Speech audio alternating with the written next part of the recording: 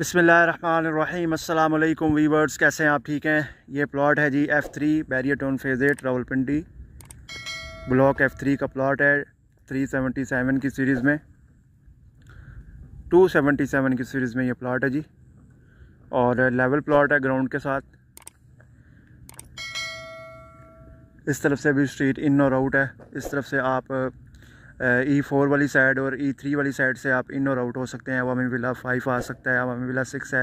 Future word school इसी तरफ से कनेक्टेड है, रिंग रोड भी इस तरफ से कनेक्टेड है। और ये स्ट्रीट लॉन्ग है इस तरफ से।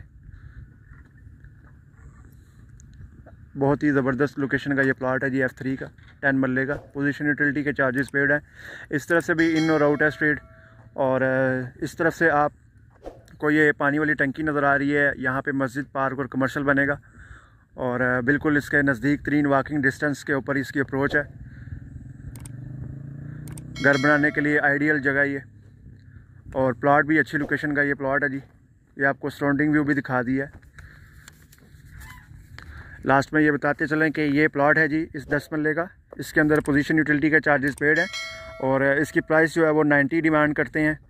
होपफुली वीडियो आपको पसंद आई होगी। वीडियो को लाइक कीजिएगा, शेयर कीजिएगा, चैनल को सब्सक्राइब कीजिएगा। जज़ाकल्लाह।